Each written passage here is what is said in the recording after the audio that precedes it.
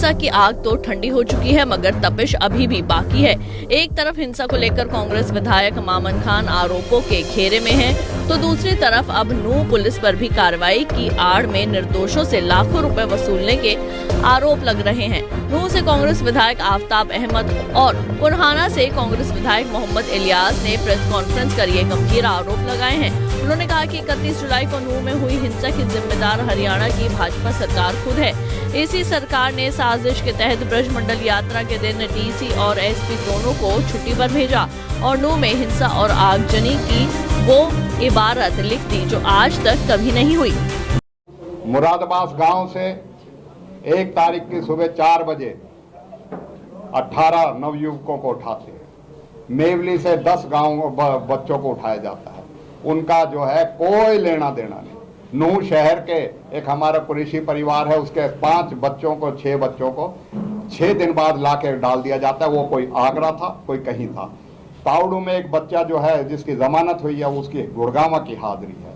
लोग truck driver अपनी गाड़ियां छोड़ के आ रहे थे, जो पकड़ा गया उसे अंदर कर दिया। इन्होंने तो ये करा और पैसे लेके पूरी तरीके से मतलब जो है लोगों ने बताया है लाखों रुपए का हेर फेर एक एक आदमी को छोड़ने में पुलिस की यहाँ के ने ये कार्य किया है और इसीलिए निर्दोष को जो है पकड़ के इन्होंने करा है। दोषियों को पकड़े, खूब पकड़े, हम उसके विरोध में नहीं है। बिल्कुल दोषियों को जिसने जो किया है उसको करें, लेकिन बिना इंक्वायरी जिस तरीके से इन्होंने अंजाम दिया है, सर्च ऑपरेशन के नाम पे गांव के गांव खाली करे गए। उनको गांव में ऐसा डर हो गया कि निर्दोष लोग भी अपने गांव को छोड़ के चले गए। जंगलों में, पहाड़ों में लोगों ने काटा। ये कार्रवाई जो है हरियाणा सरकार के अपनी नाकामी छुपाने के लिए ऐसी जो कार्रवाई करी गई है उसके हम खिलाफ हैं और इसीलिए हम मांग करते हैं सारे मुकदमों की SIT बना के IG रैंक के और IPS लेवल के SIT में मेंबर हों, वो सारे मुकदमों की जांच करें और निर्दोषों को जो है उनको करें, दोषियों को सबको हम कहते हैं सख्त से सख्त सजा दे और जो उनका दोष है उसके अनुसार कानून में कार्रवाई। आफ्ताब अहमद और मोहम्मद इलियास ने इस प्रेस कॉन्फ्रेंस में मामन खान का खुलकर समर्थन किया।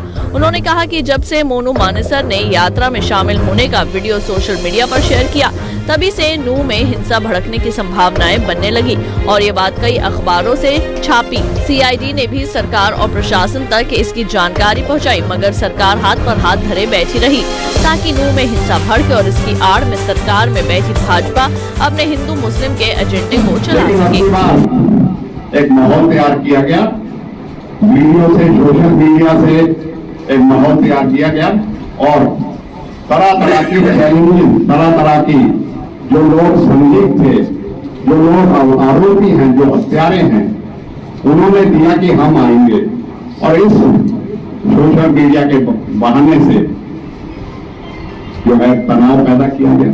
मैं आपके सामने एक प्रेस की कटिंग आपके सामने पेश करना चाहूंगा कि आपके अखबार में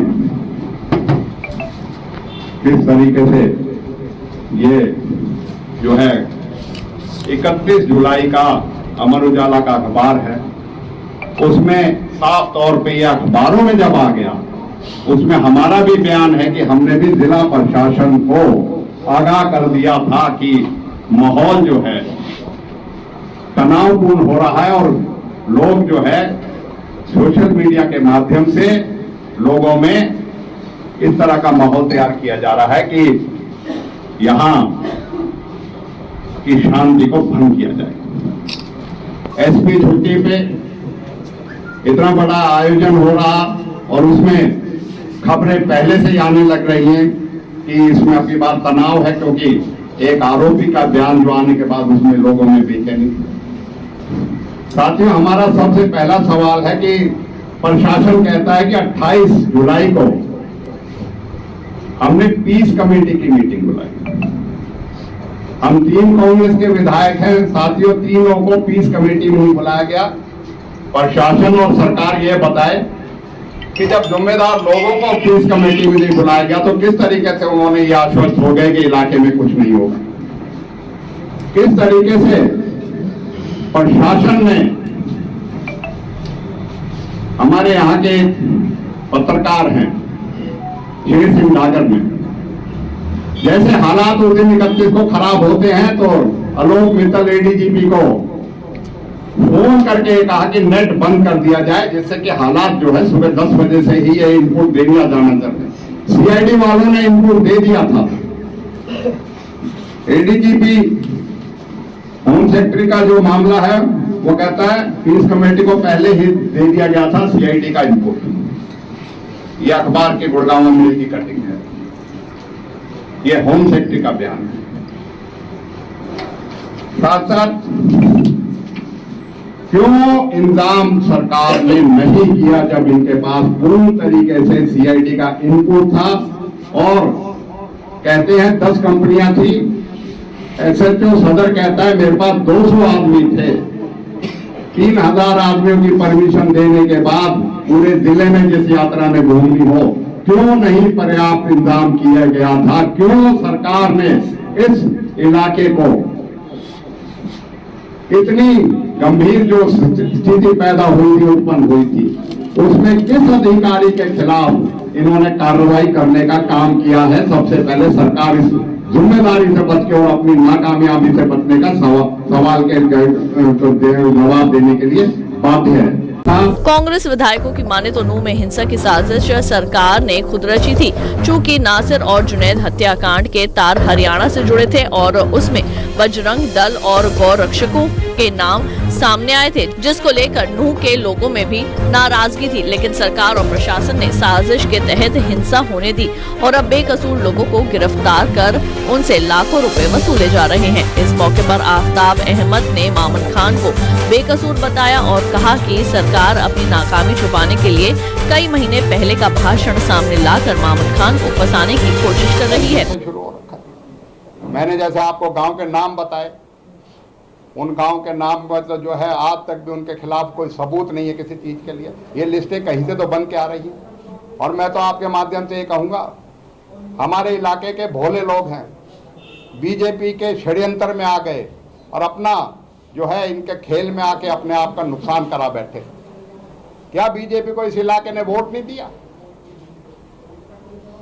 वोट भी लेते हैं और इसके साथ ऐसी कार्रवाई भी करते हैं। मैं ये कहूंगा ये ऐसी कार्रवाई जो है भर्सना इससे बात नहीं करते हैं कि इलाके में जब मुख्यमंत्री और उप मुख्यमंत्री कहीं पूरे हरियाणा में उनके खिलाफ जन आक्रोश है, कहीं जनसभा नहीं करते, इस इलाके में आके जनसभा करते हैं। ये तो ऐसा जो है शांति प्रिय इलाका है।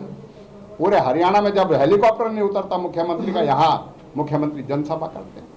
तो यह मैं कह सकता हूं ये बीजेपी का एहसान फरामोशी है, वोट लेके भी इनके साथ दुर्व्यवहार करना, इनके साथ द्वेषपूर्ण कार्रवाई। बिल्कुल हम अपने विधायक के साथ भी खड़े हैं और हम जो भी कोई व्यक्ति निर्दोष सरकार उसके खिलाफ खड़ी है उसके साथ भी खड़े हैं। हम पूरी तरीके से जो एक निर्दोष व्यक्ति को, चाहे वो विधायक है चाहे वो आम आदमी, हम सबके लिए खड़े हैं। हम अपने लोगों के साथ खड़े हैं और हमने कोई ऐसा कार्य नहीं किया, ना हमारे साथी विधायक ने किया, जिसके लिए हम इस बात से डरे कि कोई किसी चीज के लिए हमारे खिलाफ कोई करता है कार्रवाई तो उस पर सरकार आपकी मांगों का अमल नहीं करती है तो आपका स्टैंड क्या होगा? हमारा स्टैंड यही है जो आपके माध्यम से कह रहे हैं कि न्यायिक जांच हो। सरकार अपनी नाकामियों को छुपाने के लिए जो है, बचने के लिए कांग्रेस पे और कांग्रेस के हमारे विधायकों के ऊपर नाम लेके उसके करती है। विधानसभा में जो कार्रवाई होनी चाहिए, विधानसभा में जो बहस होनी चाहिए, जो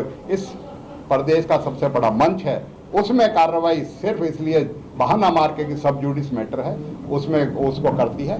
ये अपने आप में इस बात को दर्शाता है कि सरकार इस मुद्दे पे अपनी नाकामी को छुपाने के लिए इससे बचने का काम। उधर नूह हिंसा के बाद भाईचारे को लेकर भारतीय किसान यूनियन और खाप पंचायतों के फैसले का भी कांग्रेस विधायकों ने स्वागत किया। मोहम्मद इलियास ने कहा कि जब सरकार अपने हिंदू संगठनों के साथ मिलकर नूह में भाईचारे का कत्ल कर रही थी, उस वक्त भाकियों और खाप पंचायतों ने भाईचारा बनाए रखने को लेकर बड़ा स्टैंड लिया, जिसे वो ताउम्र नहीं भुला सकेंगे। शुक्रिया अदा करना चाहते हैं और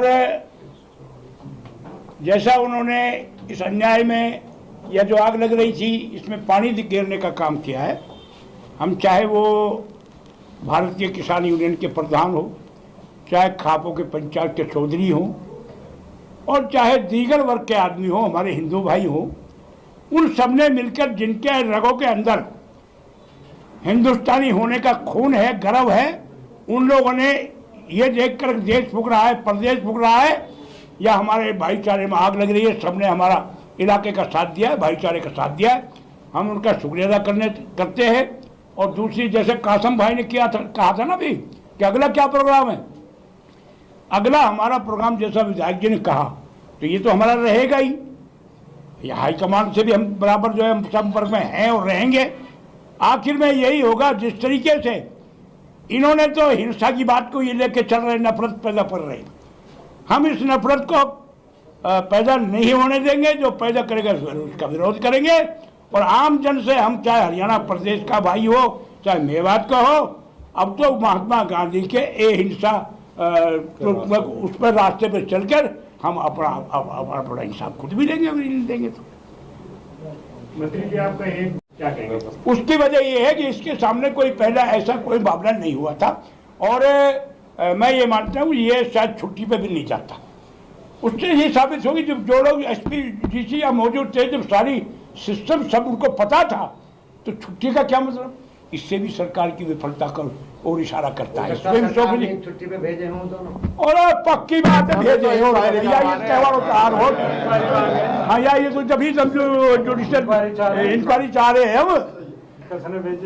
नूह में ब्रजमंडल यात्रा की अनुमति देने के बाद पुलिस फोर्स का नरादद होना और फिर इतनी बड़ी हिंसा और आगजनी की घटनाएं होना कहीं न कहीं बड़ी साजिश का हिस्सा नजर आता है। मगर अभी तक सैकड़ों गिरफ्तारियां हो चुकी हैं, दर्जनों केस हो चुके हैं, पर हिंसा का मास्टरमाइंड कौन है ये अभी तक साफ नहीं हो सका। बहरहाल नूह में हिंसा और पुलिस द्वारा कार्रवाई की आड़ में निर्दोष लोगों से लाखों रुपए वसूलने के आरोपों पर आपकी क्या राय है, कमेंट करके जरूर बताएं।